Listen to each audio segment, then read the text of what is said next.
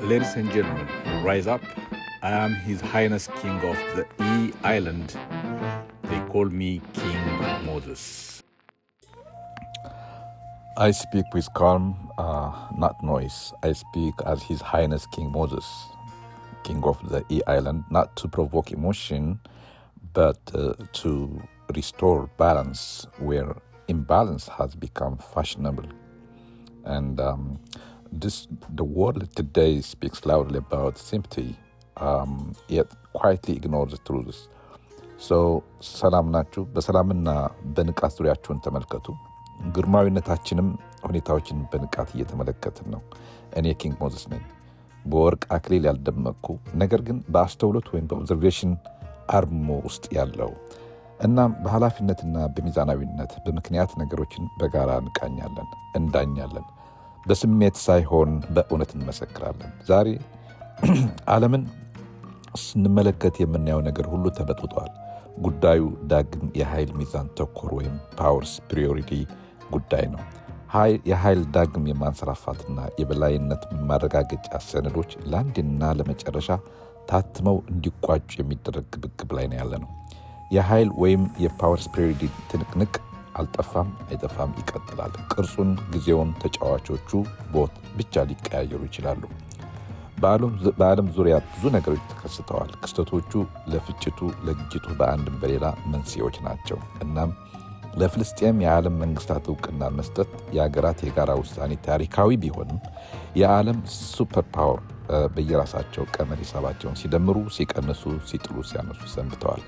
ይህ ውሳኔ የዓለም ሀገራት ውሳኔ ለፍልስጤሞች የድጋፍ ምልክት ብቻ ሳይሆን መልእክቱ አሜሪካን የመገዳደር እስራኤልን የማስቆጣትና የምታመጣላቸው አይነት ውሳኔም ነበር ማለት ይቻላል።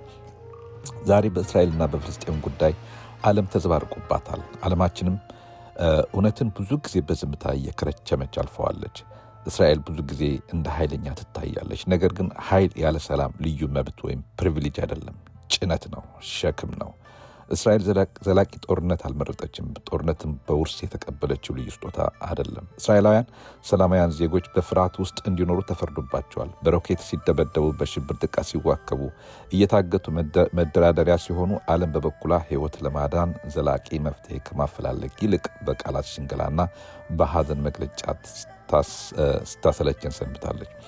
እስራኤል ራሷን ስትከላከል አጠቃች፣ አወደመች የተባለች ውጉዝ ከማሪዎስ ትባላለች። ጥቃት ሲፈጸምባት ግን ጽናቷን በማድነቅ በተለመደው መግለጫ አደንቁረው ያልፋሉ። ሌላ ሀገሮች ዜጎቻቸውን ለመጠበቅ ኃይል ሲጠቀሙ የእስራኤልን ያህል ውግዘት አይደርስባቸውም። ግን ለምን? በዚህ ማዕበል እስራኤል በጽናት እየመከተች ነው። መሬቷን ብቻ ሳይሆን ታሪኳን፣ ደህንነቷን፣ በዓለም አቀፍ መድረክ ያላት ቦታ በንቃት መጠበቅና ለማስቀጠል ብትገፋም አትወድቅም። ቢመርም ሀቁዬ ነው። ይህ ግጭት ከሪጂናል ወደ ኢንተርናሽናል ከፍ በማለት ፖለቲካል ግሎባል ዋርሚንግ ሳይፈጥር አልቀረም። ሙቀቱ ኢራን ላይ አይሏል። ሶማሌላንድ ላይ ወበቁ ይሰማል። አሁን ወደ አፍሪካ ተመልከቱ። ወደ ሶማሌላንድ ለ10 ዓመታት አንጻራዊ ሰላሟን ያሰፈነች፣ የራሷን አስተዳደራዊ መዋቅሮች የዘረጋች፣ ዳር ድንበሯን ያስከበረች፣ ነገር ግን በዓለም ማህበረሰብ ወይም የሀገራት እውቅና የተነፈጋት አገር ነበረች። ለምን? ምክንያቱም እውቅና በሰላምና በዲሞክራሲ አይሰጥም፣ በጥቅምና ጥቅም ብቻ ይሰጣል። ሶማሌላንድ አንድ እውነትን አስረግጣ የዓለም ዳብል ስታንዳርድ የሂፖክራቲክ ፖለቲክስ ያጋለጠች ሀገርም ነች። ምክንያቱም የፍልስጤምና የሶማሌላንድ ጉዳዩም ጥያቄውም አንድ ነው ወይም ተመሳሳይ ነበርና ነው። ስለዚህ ዓለም አቀፍ ሕግ መርህን አይከተልም፣ ኃይል ግን ይከተላል። እስራኤል በፍልስጤም እውቅና መሰጠት ዙሪያ ስትል ምንም ያልመሰላቸው የአውሮፓ ህብረቶች፣ የአፍሪካ ዩኒየኒስቶች፣ የአረብ ሊጎች እስራኤል ለሶማሌላንድ ለአቅመ አገር በቅተሻል፣ በበኩሌ እውቅና ሰጥቼሻለሁ ስትል ከአውሮፓ እስከ አፍሪካ ከአሲያ እስከ አረቢያ መንጫጫቱ ለምንድን ነው? ኤንዌይስ በላይም መጣ በታችም ዘነበም ዓለማችን መልኳም ልኳም እያጣች ጨርቋም ወርቋም እየጣለች በየኮርነሩ እሳት እየለኮሰች ነው። በገልፍ ሀገራትም የሰላም ሳይሆን የጦርነት ነፋስ ነው ሽው ጭው እያለ ያለው። የሳውዲ የኃይል እርምጃ፣ የሁለቱ መሐመዶች መስቀለኛ መንገድ ላይ መፋጠጥ የሃይማኖት ልዩነት አይደለም፣ የአይዲዮሎጂ ግጭትም አይደለም። ጥቅምና ጥቅም በአብዛኛው የግጭቱ መንስኤ ጥቅም ላይ የተመሰረተ ቡጥቡጥ ነው። ኢኮኖሚያዊ ጥቅም፣ ወታደራዊ ስትራቴጂ፣ ብሔራዊ ዋስትና መሰረት ያደረጉ ናቸው። ግጭቶቹ የሀገሮች እድገት፣ የዜጎችን ኑሮ ያሻሽላል። ዜጎች ከመንግስቶቻቸው ተጠቃሚዎች ከሆኑ ሌላ ምን ይሻሉ? የዜጎች የኑሮ ውድነትና የኢኮኖሚ መድቀቅ ኢራናውያን ከጫፍ እስከ ጫፍ አመፅ እንዲያቀጣጥሉ ምክንያት ሆኗቸዋል። እናም በውስጥ ችግር እየተናወጠች ነው። በውጭ ኃይሎች ግፊት ብቻ ሳይሆን በህዝቦቿ ቁጣ፣ በወጣቶቿ ቁጭት ነው። ታሪክ እንደሚያስረዳን ማንኛውም ትውልድ ኤኒ ጄኔሬሽን የፍርሃት ካባውን የሚቀነጥጥ ክብሩን ለማስመለስ፣ መብቱን ለማስጠበቅ፣ ጥቅምን ለማስጠበቅና ለማስቀጠል ሲጠይቅ ነው። ምንም እንኳን አያቶላህ ኒውክሌር ለመስራት የሚያስችል አቅምና ጭንቅላት ቢኖራቸውም የቆሰለ አውሬና የተቆጣ ህዝብ ግን ማሸነፍ ይከብዳልና እናም ማንም ኃይል ለዘላለም ሊቆይ አይችልምና የሁመኒ ኢራን ያበቃላት ይመስላል። ሞሳድን በሉ ሲአይኤ፣ ሁሉም አማራጮች በጠላቶች ቤት የተቀደሱ ናቸው። ለዚህም ይመስለኛል አሜሪካ ቬንዙዌላን ሰይፏን የመዘዘችባት። ባለቅኔው ይሄ አጥንቶ ይመስለኛል አቅም አውቁ መኖር ጥሩ ነው፣ ታላቅ ችሎታ ነው ያለው። የማትበላው ዘይት አእምሮ ሲደፍ ነው መጥፊያ ይሆናል።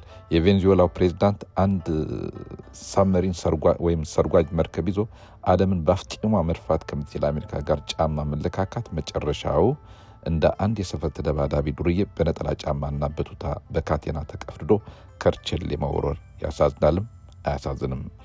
ከደሃ ህዝባቸው ጋር ፈጣሪ የሰጣቸውን ጸጋ ተካፍለው እንደ መቋደስ ከኛ ውጭ ወደ ውጭ የሆነና ነገራቸው የእጃቸውን አገኙ። አሜሪካ እንኳን ከጓሯ በሺህ ኪሎ ሜትር የሚኖሩ የማይስማሟት ኃይሎች ሁሉ ከመመንጠር ወደ ኋላ የማትል መሆኗን እየታወቀ የኢራን ደህንነቶች፣ የራሻ ሰላዮች፣ የሂዝቦላ ቴሮሪስቶች፣ የቻይና ቱጃሮች፣ የሀገር ውስጥ ድራግ ካርቴሎች በአንድ ላይ እየተመሰመሱ ጥቅሟን ለማስከበር አይደለም ፕሬዝዳንት ሌላም ቢሆን ወደ ኋላ አትመለስለትም። ሁሉም በደቂቃዎች ተከናወኑ። እነዚህ ታሪኮች የተለያዩ አይደሉም፣ የአንድ መጽሐፍ ምዕራፎች ናቸው። እኔ የምናገረው ማን ትክክል ነው ለማለት አይደለም፣ ግን ንቁ ኮንሸስ ሆኑ። በስሜት ሳይሆን በራሽናል ጫፍ በመያዝ ሳይሆን አንኳሩ በመፈለግ መድረሻው ብቻ ሳይሆን መነሻውንም በማጤንና ንቃት የመጀመሪያ ነጻነት መሆኑን ለማስታወስ ነው። መልካም ሳምንት፣ መልካም ጊዜ፣ መልካም ዓመት።